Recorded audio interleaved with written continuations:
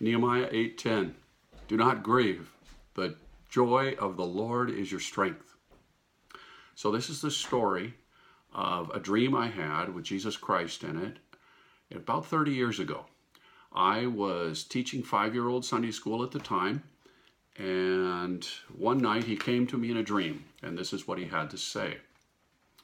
He said, "Tell the children I want them to take their place." I said, "Sure, Lord. You said in John 14 you were going to prepare a place for us. I'll tell them."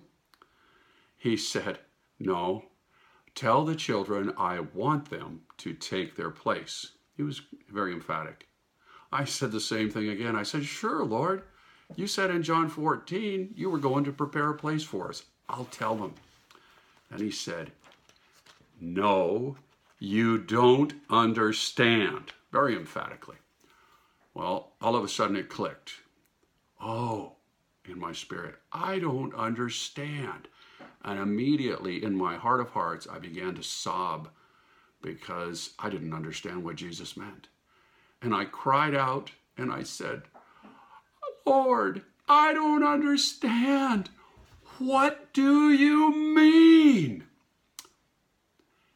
Immediately, he took me into a vision of a room, bedroom, bunk beds, but a boy's room. There was a little dresser stand at the end of the bunk bed, and there was a football on it, or baseball glove and ball, a little pennant maybe on the bed. And I thought, oh, this is a boy's room.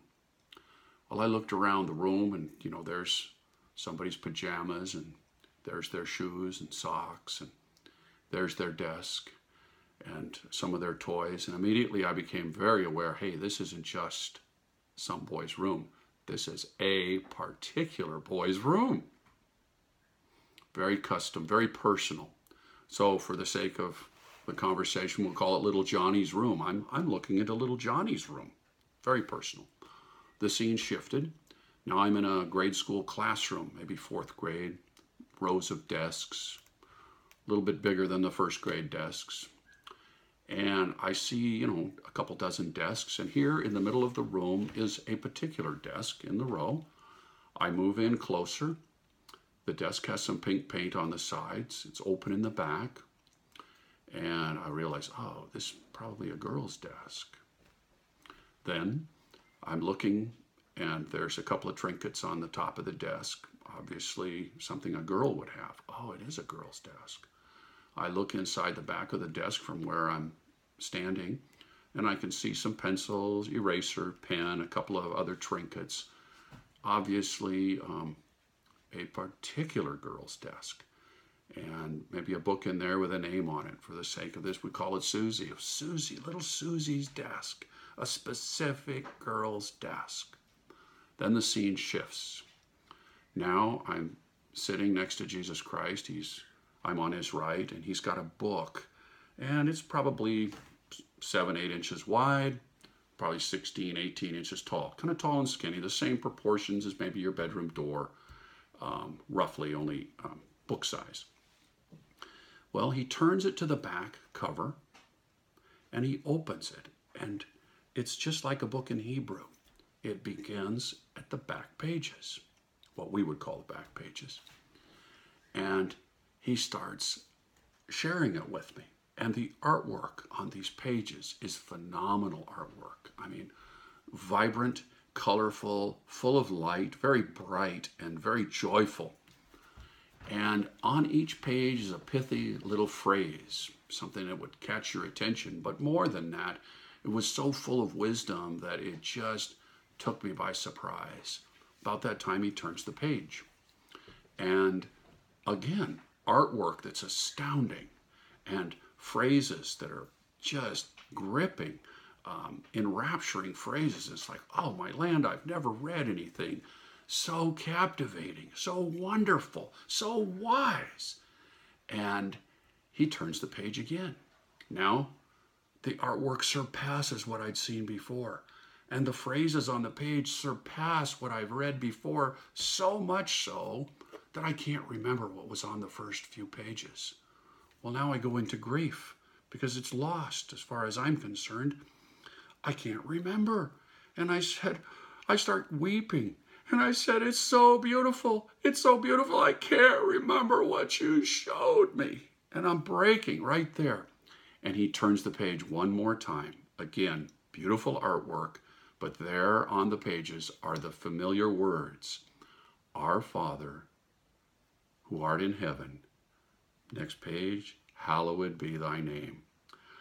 I felt so gratified, so fulfilled, and so happy. I turned to the Lord and I said, it's the Lord's Prayer.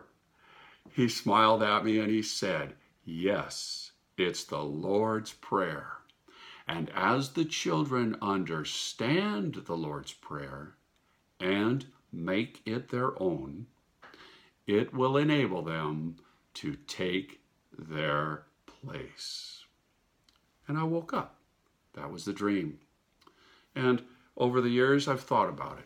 And as you think about it, I would encourage you, remember, we're all the children of the Lord, some adult children, some teenage children, some little children.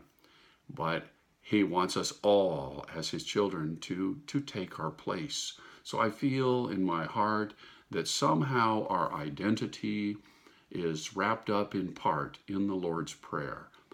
And I would ask you to consider that in the days ahead and consider what that prayer means to you and maybe impart it to your children or the children in your life and to yourself as well. An aside is that when I was about 4 years old, I just moved to a new home, so I kind of remember this. I'd always prayed with my parents at night. Now I lay me down to sleep. I pray the Lord my soul to keep. One night, my sister and I went into our bedrooms to pray with my mom, and my mom said, I'm going to teach you a new prayer. Well, something inside me went, something's different. Yes, indeed, something was different. She began teaching us phrase by phrase and explaining the Lord's Prayer. Now, that was 60 years ago. I asked her a few years ago, I said, Mom, how long did it take you to teach us that prayer?